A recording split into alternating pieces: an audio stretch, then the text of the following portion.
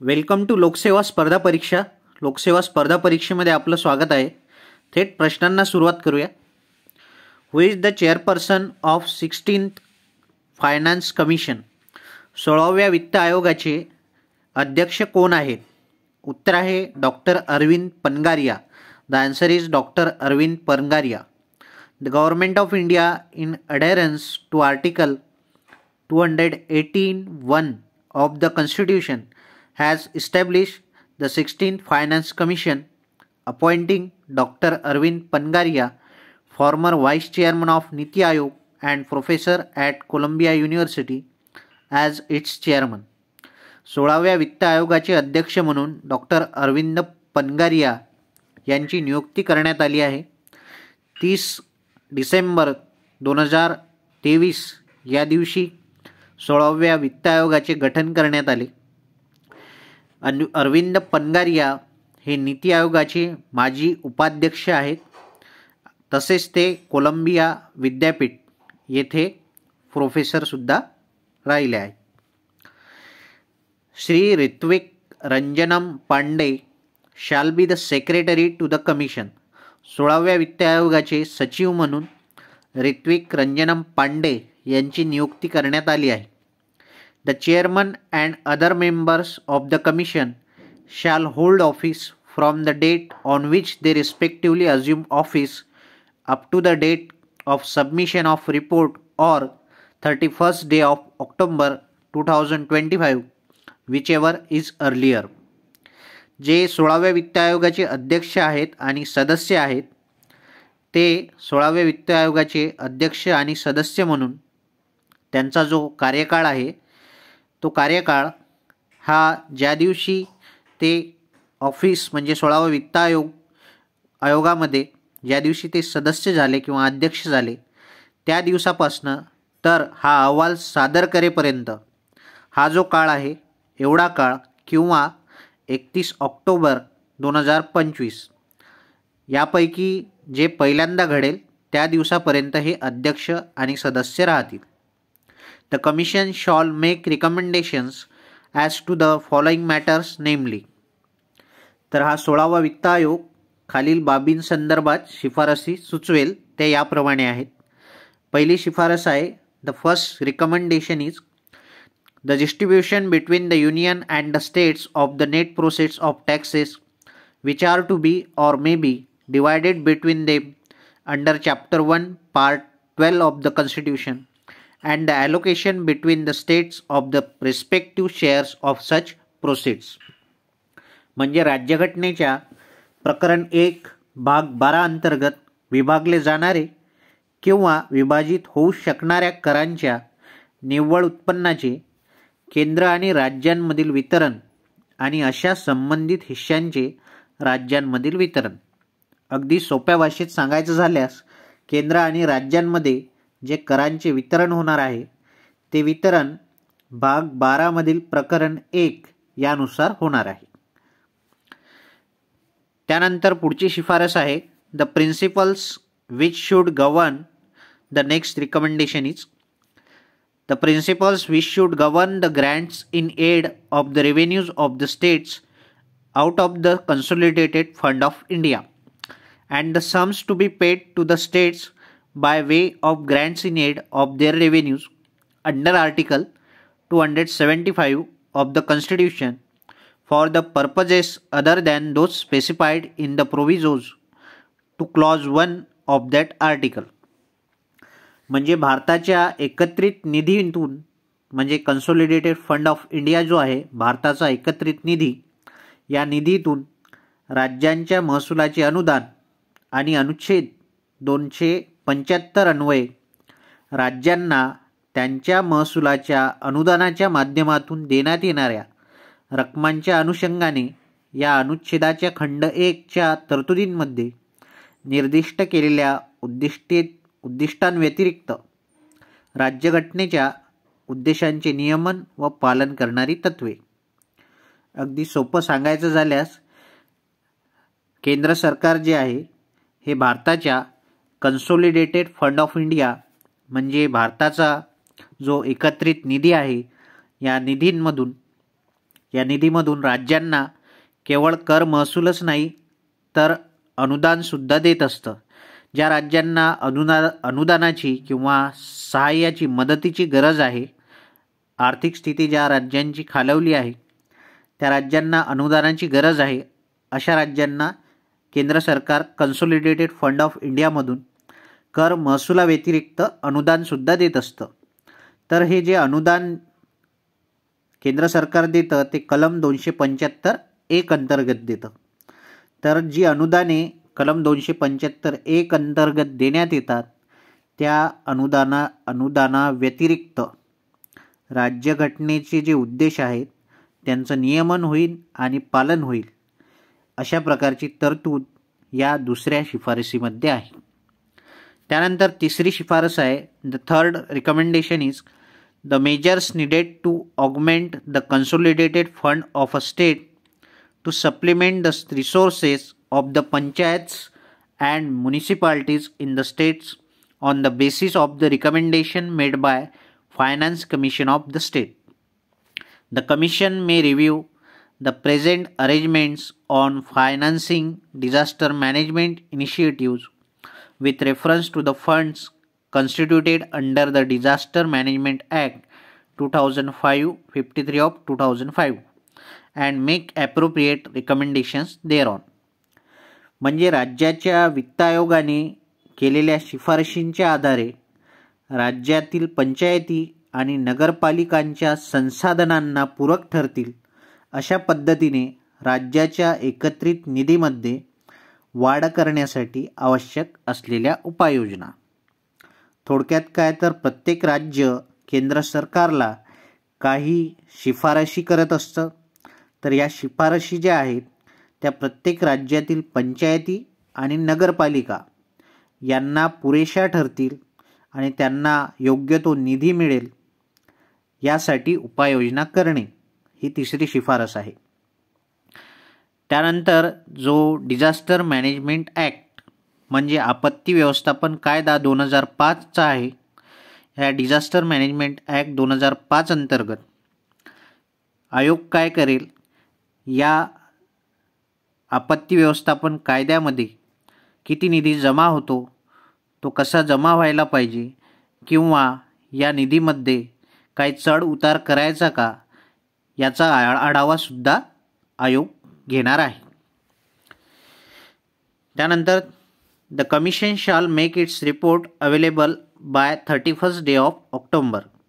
जो आयोग आहे तो आपला अहवाल 31 ऑक्टोंबर 2025 पर्यंत पूर्ण करेल आणि हा अहवाल आयोग 5 वर्षासाठी देणार आहे. त्याचा पहिला दिवस म्हणजे 1 डे ऑफ एप्रिल 2026. 1 एप्रिल 2026 ते 31 मार्च 2031 या 5 वर्षाकरता 16वा वित्त आयोग नेमण्यात आला आहे. किंवा आपण असं म्हणू शकतो की 16व्या वित्त आयोगाच्या शिफारशी ह्या 1 एप्रिल 2026 ते 31 मार्च 2031 या काळाकरता लागू राहतील. The 16th Finance Commission was constituted on 31 December 2023 with Shri Arvind Pangaria, former Vice Chairman NITI Aayog as its chairman. 16व्या वित्त आयोगाचे गठन 31 डिसेंबर 2023 या दिवशी करण्यात आले. याचे अध्यक्ष जे आहेत ते नीति आयोगाचे माजी उपाध्यक्ष अरविंद पनगारिया हे 16व्या वित्त आयोगाचे अध्यक्ष आहेत. नाव the following members are appointed to the commission with the approval of the president of India. आता सदस्य नेमण्यात आलेले आहेत. वित्त आयोगाचे सदस्य नेमण्यात आलेले आहेत ते पुढील प्रमाणे आहेत. नीति आयोगाचे गठन 31 डिसेंबर 2023 ला झाले. त्याच दिवशी 16व्या वित्त आयोगाचे गठन 31 डिसेंबर 2023 ला झाले. त्याच दिवशी 16व्या वित्त आयोगाचे अध्यक्ष डॉक्टर अरविंद पनगारिया यांची अध्यक्ष म्हणून 16व्या वित्त आयोगाच्या अध्यक्षपदी त्यांची निवड झाली. आता आपण सदस्य बघूया 16व्या वित्त आयोगाचे. पहिले सदस्य आहेत अजय नारायण झा, हे पूर्णवेळ सदस्य आहेत, फुल टाईम मेंबर. त्यानंतर ॲनी जॉर्ज मॅथ्यू, पूर्णवेळ सदस्य, फुल टाईम मेंबर. त्यानंतर Niranjan Rajadhyaksha, full time member. Soumya Kanti Ghosh, part time member. इथे लक्षात ठेवा, सौम्या कांती घोष ह्या एकमेव सदस्य असे आहेत की त्या पार्ट टाईम मेंबर आहेत, अर्धवेळ सदस्य आहेत. Who won title of Khelo India youth games 2024? Khelo India युवा स्पर्धा 2024 याचे शीर्षक किंवा याचे टायटल कोणी जिंकले आहे, कोणत्या राज्याने जिंकले आहे? The answer is Maharashtra state. उत्तर आहे महाराष्ट्र राज्य. Over 5600 athletes from all over the country competed at the Khelo India Youth Games 2024, which ran from January 19 to 31. Tamil Nadu hosted the Khelo India Youth Games 2024 in 4 cities: Chennai, Madurai, Trichy and Coimbatore. Khelo India युवा स्पर्धा 2024 मध्ये 5600 पेक्षा जास्त ॲथलेट्सनी, खेळाडूंनी भाग घेतला. यामध्ये Khelo India youth games 2024 ही स्पर्धा 19 ते 31 जानेवारी या दरम्यान चेन्नई, मदुराई, त्रिची आणि कोइंबतूर या तामिळनाडूच्या 4 शहरांमध्ये पार पडली. महाराष्ट्र defended their Khelo India youth games title after topping the medals tally with 57 gold medals, 48 silver and 53 bronze. It was their 4th Khelo India youth game title. महाराष्ट्राने खेलो इंडिया युवा स्पर्धा या गेम्समध्ये 57 सुवर्ण, 48 रौप्य आणि 53 कांस्य पदक जिंकून खेलो इंडिया युवा स्पर्धेचे विजेतेपद राखले आहे. महाराष्ट्राचे हे 4थे खेलो इंडिया यूथ गेम्सचे विजेतेपद आहे. Host state Tamil Nadu finish second with 38 gold, 21 silver and 39 bronze for their best इवर finish. जो आयोजनकर्ता तामिळनाडू जे राज्य आहे त्यांनी 38 सुवर्ण, 31 रौप्य आणि 39 कांस्य पदक जिंकून तामिळनाडू दुसऱ्या क्रमांकावर आहे. त्यानंतर हरियाणा हे राज्य खेलो इंडिया युवा स्पर्धा 2024 मध्ये 3ऱ्या क्रमांकावर आहे. हरियाणाने 35 सुवर्ण, 22 रौप्य आणि 46 कांस्य पदकांची कमाई केली आहे. या खेलो इंडिया युवा स्पर्धा 2024 मध्ये एकूण 926 मेडल वितरित करण्यात आले. 926 मेडल खेळाडूंनी पटकावले. यामध्ये 278 सुवर्ण, 278 रौप्य आणि 370 कांस्य पदक होते. खेलो इंडिया युवा स्पर्धा 2024 मध्ये 26 खेळांचा समावेश होता. यावर्षी 2024 मध्ये पहिल्यांदाच स्क्वॅश नावाचा खेळ पहिल्यांदाच यामध्ये समाविष्ट करण्यात आला होता. त्यानंतर यावर्षी सिलंबम नावाचा जो इंडिजिनस मार्शियल आर्ट आहे, जो भारताचा मूळचा मार्शियल आर्टचा प्रकार आहे, तो एक डेमॉन्स्ट्रेशन स्पोर्ट म्हणून सादर करण्यात आला होता. एक प्रात्यक्षिक खेळ म्हणून त्याचे सादरीकरण करण्यात आले होते सिलंबम या खेळाचे. Maharashtra also won the last edition of the Khelo India Youth Game held in Bhopal, Madhya Pradesh, with the total medals count 161, 56 gold, 55 silver and 50 bronze. No other team bearing Maharashtra and Haryana having won the Khelo India Youth Game title to date. महाराष्ट्राने गेल्या वर्षी सुद्धा Khelo India युवा स्पर्धा जी भोपाळ येथे मध्य प्रदेश येथे भरली होती, त्यामध्ये सुद्धा महाराष्ट्राने खेलो इंडिया युवा स्पर्धेचे विजेतेपद राखले होते आणि यामध्ये महाराष्ट्राने 161 पदकांची कमाई केली होती. गेल्या वर्षी महाराष्ट्राने 56 सुवर्ण, 55 रौप्य आणि 50 कांस्य पदकांची कमाई केली होती. महाराष्ट्र आणि हरियाणाला खेलो इंडिया युवा स्पर्धांमध्ये हरवणारी एकही टीम आजपर्यंत नाही. आजपर्यंत जेवढ्या खेलो इंडिया युवा स्पर्धा झाल्या त्यामध्ये महाराष्ट्र किंवा हरियाणा हे दोनच पहिले विजेतेपद यांनी राखले आहे. Who is the winner of Polly Umrigar Award Best International Debut Men for Season 2022-23? Poly Umrigar पुरस्कार सर्वोत्तम पदार्पण खेळाडू पुरुष 2022-23 या हंगामाकरता कोणाला मिळाला आहे किंवा या पुरस्काराचा विजेता कोण आहे? The answer is Yashasvi Jaiswal. उत्तर आहे Yashasvi Jaiswal. Yashasvi Jaiswal is the winner of Polly Umrigar award best international debut men for season 2022-23. Yashasvi Jaiswal यांना पॉली उमरीगर पुरस्कार सर्वोत्तम पदार्पण खेळाडू पुरुष वर्ष 2022-23 हा यांनी जिंकला आहे. बेस्ट इंटरनॅशनल डेब्यू मेन 2019-20 मध्ये best international debut men Mayank Agarwal यांना मिळाला होता. 2019-20 सालाकरता मयंक अग्रवाल यांना बेस्ट इंटरनॅशनल डेब्यू पुरस्कार मिळाला. त्यानंतर अक्षर पटेल यांना 2020-21 करता, श्रेयस अय्यर यांना 2021-22 आणि यशस्वी जयस्वाल 2022-23. हैदराबाद या ठिकाणी 23 जानेवारी 2024 या दिवशी BCCIचा नमन हा सोहळा पार पडला आणि या नमन सोहळ्यामध्ये 18 गटांमध्ये विविध पुरस्कार जाहीर करण्यात आले. यामध्ये यशस्वी जयस्वाल यांना 2 अवॉर्ड म्हणजे 2 पुरस्कार मिळाले. त्यांना पहिला पुरस्कार मिळाला तो म्हणजे international debut men best international debut men for season 2022-23 आणि दुसरा पुरस्कार त्यांना मिळाला Dilip Sardesai award most runs in test cricket 2022-23 साठी यशस्वी जयस्वाल यांना मिळाला.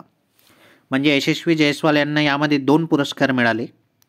पहिला म्हणजे best international debut men Polly Umrigar award 2022-23 आणि दुसरा Dilip Sardesai award most runs in test cricket 2022-23. Winner is Yashasvi Jaiswal. When Indian Coast Guard Day is celebrated every year. तिथं ओके चुकीने टाईप झाले, माफ करा. When Indian Coast Guard Day is celebrated every year. भारतीय तटरक्षक दिन दरवर्षी केव्हा साजरा करण्यात येतो? The answer is 1 February. उत्तर आहे 1 फेब्रुवारी. The history of ICG day dates back to 1 February 1977 when the interim Indian Coast Guard was established to prevent the sea-borne smuggling of goods. पहिल्यांदा इंडियन कोस्ट गार्ड डे जो आहे याची स्थापना Indian coast guard डेची स्थापना 1 February 1977 मध्ये झाली. याचा उद्देश होता की जे समुद्रांमधून जे स्मगलिंग चालतं, जे गुड्सचं जे स्मगलिंग चालतं ते स्मगलिंगला आळा घालणे, त्यासाठी इंडियन कोस्ट गार्ड म्हणजे भारतीय तटरक्षक दलाची स्थापना झाली होती 1 फेब्रुवारी 1977ला. त्यानंतर 18 ऑगस्ट 1978 या दिवशी भारताच्या संसदेने अधिकृतरित्या 1 फेब्रुवारी हा दिवस दरवर्षी भारतीय तटरक्षक दिन म्हणून साजरा करण्यात येईल असा निर्णय घेतला. On 18 August 1978 the Indian parliament officially declared the ICG day to be celebrated on 1 February of every year. आज इथेच थांबूया. Thank you very much. खूप खूप धन्यवाद.